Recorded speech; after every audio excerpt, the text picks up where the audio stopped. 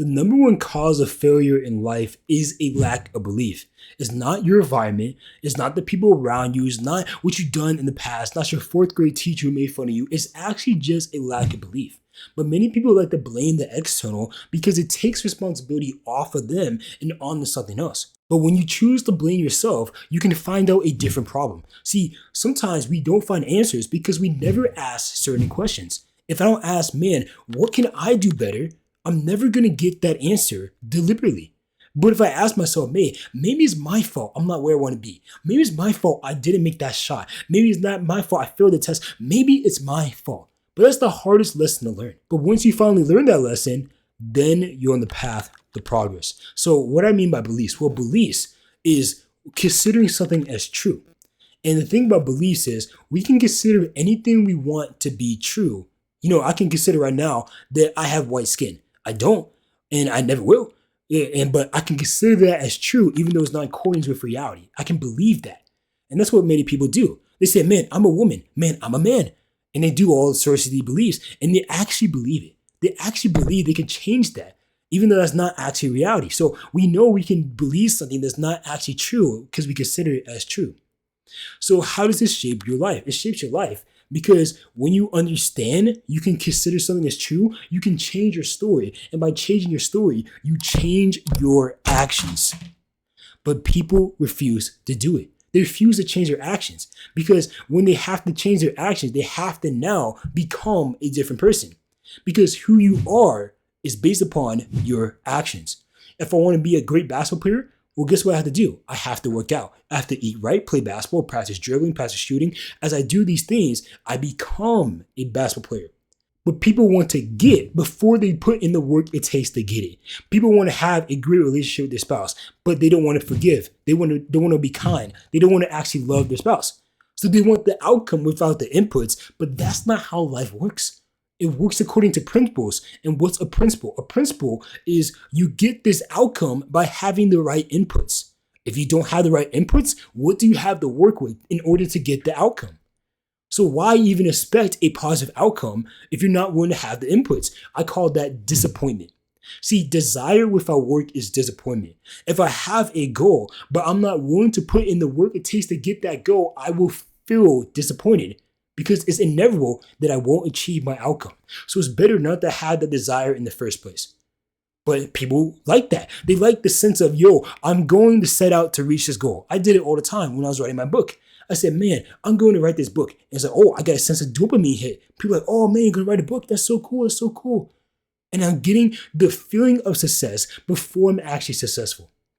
And guess what? Some people think that's enough. They become complacent at the fact that other people think well of them, even though they haven't actually become the person who people think well of.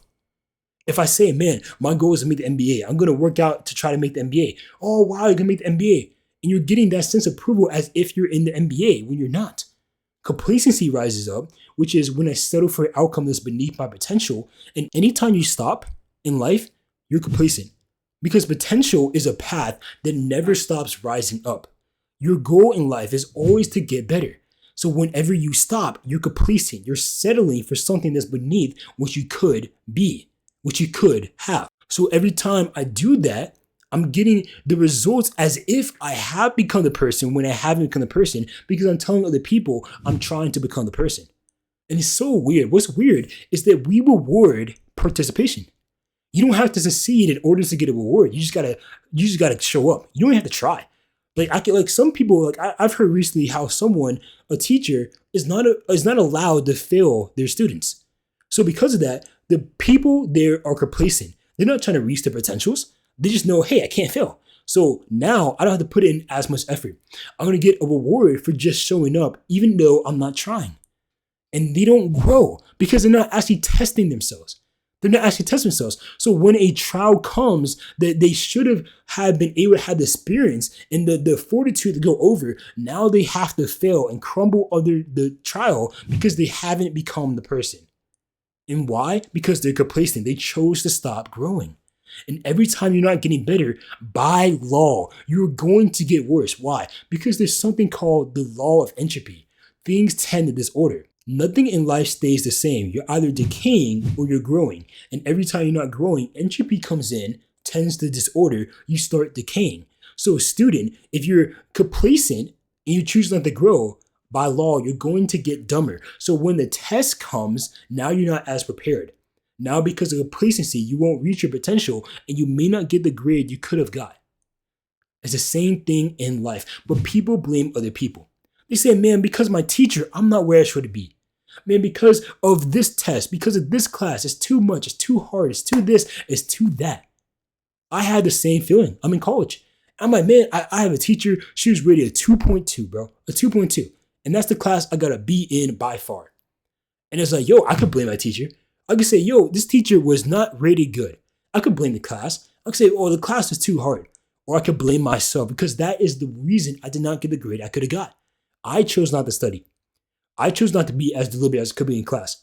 So I am the cause of my failure. But because of my belief, I'm framing my failure on someone else so I cannot have to grow. I don't have to grow. If I blame my teacher, then it's not my fault. I don't have to grow anymore. And people are fine with complacency so they don't get the outcomes they could have got. I could have got an A if I studied, but I chose not to. So I have to change my belief. And I have to reframe it on myself and say, man, what can I do better? Oh, I can study. Or I can attend class. I could be harder working. And as I do that, I understand what I need to do. And that awareness is the first step to progress in life because you can't intentionally change or improve what you're not aware of.